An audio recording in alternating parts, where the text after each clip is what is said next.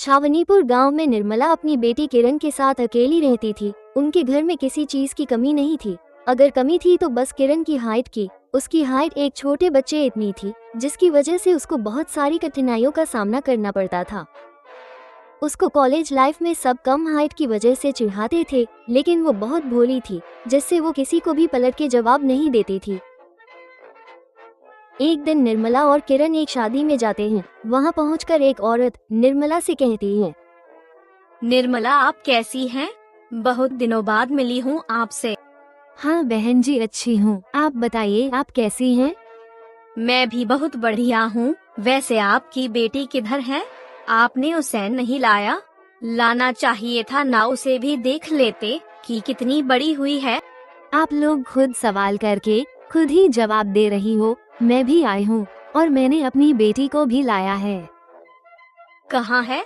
मुझे तो कहीं भी दिख नहीं रही है। ये है मेरी बेटी किरण।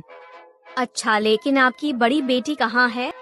नहीं, मेरी सिर्फ एक ही बेटी है और यही है। वैसे निर्मला की बेटी की लंबाई ना बढ़कर उसकी चौड़ाई बढ़ गई है। उस औरत की बात किरण सुन लेती है और वो उस शादी छोड़कर रोती रोती अपने घर जाती है। उसकी माँ भी उसके पीछे पीछे घर आ जाती है। घर पहुंचकर निर्मला किरण से कहती है, किरण, तुम शादी छोड़कर घर क्यों चली आई? माँ, आपने उन लोगों की बात सुनी थी? वो सब मुझे क्या क्या बोल रही थी। बेटा, उन लोगों की तो आदत ही है दूसरों को परेशान करने की। तुम उन लोगों की बातों पर ज्यादा ध्यान मत दो। पर माँ, पर वर कुछ नहीं, तुम थक गई होगी, इसलिए जाकर सो जाओ। निर्मला किसी तरह किरण को मना लेती है। कुछ दिनों बाद निर्मला किरण को मिठाई का डिब्बा पकड़ा कर कहती है, किरण, ये मिठाई का डिब्बा पड़ोसियों में बांट दो। ठीक है माँ, मैं अभी बांट कर आती हूँ। फिर किरण एक दूर के रिश्तेदार के घर मिठाई देने के लिए जाती है। कौन है? आ रही हूँ। आंटी जी, मैं हूँ। मैं कौन? किधर हो तुम? सामने तो आओ। आंटी जी, नीचे तो देखिए। ममता जब नीचे देखती है तो उसे किरण दिखाई देती है। किरण बेटा, तुम यहाँ? हाँ, वो मम्मी ने आपके लिए मिठाइयाँ भेजी हैं। अच्छा, अंदर आओ। ममता, ये बच्ची किसकी है? ये बच्ची नहीं है, ये निर्मला की बेटी है। तो मुझे पहले ना बताना चाहिए था। तभी ममता के बच्चे आ जाते हैं और किरण को देखकर उससे कहते हैं, तुम्हारा नाम क्या है और तुम किस क्लास में पढ़ती हो? उस बच्ची की बात सुनकर किरण को बहुत बुरा लगता है और वो किसी को बिना जवाब दिए वहाँ से चली जाती है और एक पार्क में जाकर बैठ जाती है। उस पार्क में एक लड़का भी था जिसका नाम समीर था। वो किरण के पास जाकर कहता है, क्या हुआ तुम्हें? तुम इतनी परेशान क्यों हो? कोई प्रॉब्लम है तो मुझे बताओ। मेरी हाइट कम होने की वजह से लोग मुझे बहुत चिढ़ाते हैं। अब मैं कर भी क्या सकती हूँ? मैं खुद की हाइट तो बढ़ा नहीं सकती। तुम्हारे पास भले ही हाइट ना हो, पर तुम्हारे पास कोई ना कोई चीज ऐसी भी होगी जो तुम्हें सबसे अलग बनाएगी। तुम बस उदास मत हो। समीर की बात सुनकर किरण को थोड़ी राहत मिलती है और वो ठंडी सांस लेकर अपने घर आ जाती है। एक दिन निर्मला और किरण सब्जी मंडी जाती है। किरण की नज़र एक औरत पर जाती है। वो बहुत बीमार लग रही थी, इसलिए किरण उनके पास जाकर कहती है, आंटी जी, आप ठीक तो हैं? पानी, मुझे बहुत तेज की प्यास लगी है। आंटी जी, मैं अभी आपको पानी पिलाती हूँ। फिर किरण शीला को पानी पिलाकर एक जगह बिठा देती है। बेटा, थैंक यू सो मच मुझे पानी पिलाने के लिए। वैसे बेटा, तुम्हारा नाम क्या है? आंटी जी, मेरा नाम किरण है। तभी समीर भी आ जाता है। फिर शीला समीर को सारी बात बताती है। सारी बात सुनकर समीर बहुत खुश हो जाता है और वो दोनों किरण का शुक्रिया अदा करके वहाँ से चले जाते हैं। कुछ दिन बाद शीला निर्मला के घर आती है। अरे शीला बहन, आप यहाँ कैसे? मैं यहाँ एक खास मकसद से आई हूँ। मुझे आपकी बेटी किरण बहुत पसंद है। मैं उसे अपने घर की बहू बनाना चाहती हूँ। सच में? मुझे तो यकीन ही नहीं हो रहा है कि आप मेरे घर मेरी बेटी का हाथ मांगने के लिए आए हैं। आपको कोई प्रॉब्लम तो नहीं है ना? मुझे क्यों प्रॉब्लम होगी, बल्कि मैं तो बहुत खुश हूँ।